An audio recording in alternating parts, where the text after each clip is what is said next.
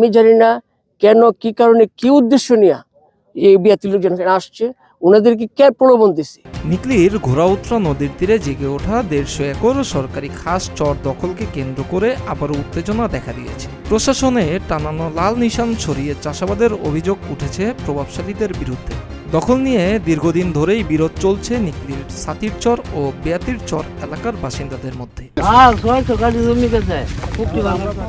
পানি নামার পর চলতি মৌসুমে নতুন করে বিরোধ শুরু হয়। গত 18 নভেম্বর দুই পক্ষের সংঘর্ষে দেশীয় অস্ত্র ব্যবহার হয়। পরিস্থিতি নিয়ন্ত্রণে মোতায়েন করা হয় যৌথ বাহিনী। সংঘর্ষের পর প্রায় 1 মাস বন্ধ ছিল গুরুত্বপূর্ণ খেয়াঘাট।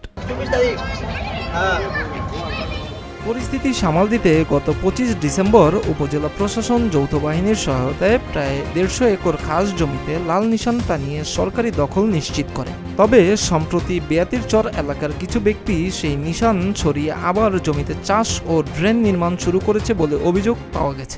দুই গ্রামের মধ্যে এই জমিটা নিয়ে, এই চর নিয়ে দীর্ঘদিন ধরে হচ্ছে একটা বিরোধ চলতেছে। তো এই বিরোধকে কেন্দ্র করে এক পর্যায়ে সংঘর্ষের পর্যায়ে চলে গেছে। তো সংঘর্ষ হচ্ছে দুই গ্রামবাসীর মধ্যে।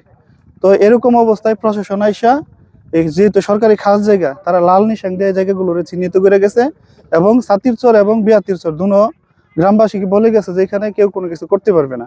তো এমতো অবস্থায় সাতির চরের যারা আছে তারা হচ্ছে কি এখান থেকে কোনো ধরনের চাষবাস কোনো কিছু করে না। কিন্তু গত 3 দিন ধরে বিয়াতির চরের লোকজন এই যে লাল নিশান তারা উপড়ে ফেলছে।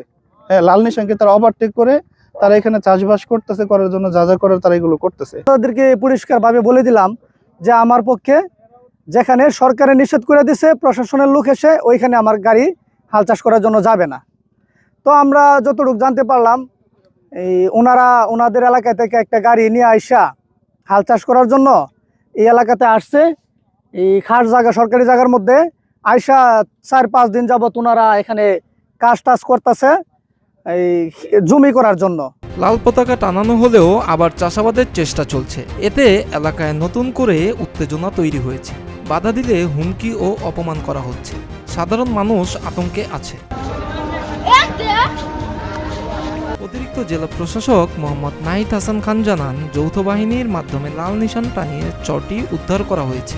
দখলের চেষ্টা হলে আইনানুগ ব্যবস্থা নেওয়া হবে। এই যে পদক্ষেপ হলো যে সরকারের যেটা, ওটা তো নদীর চরের জায়গা, নদীর ফেনীর জায়গা, এটা কোনো কিছুই করা যায় না। এটা স্বাভাবিক নিয়মে চর উঠবে, ওঠার পরে আবার যখন বর্ষার সময় আসবে তখন এটা মানে হবে, নদীভুক্ত হয়ে যায়। সেক্ষেত্রে আমরা প্রশাসনের পক্ষ থেকে ওখানে যৌথ বাহিনী, আমাদের পুলিশ সবাই মিলে কিন্তু এটা উদ্ধার করছে। উদ্ধার করার পরে যদি কেউ এখন এটা ব্যত্যয় করার চেষ্টা করে তার বিরুদ্ধে আইনানুগ ব্যবস্থা গ্রহণ করা হবে।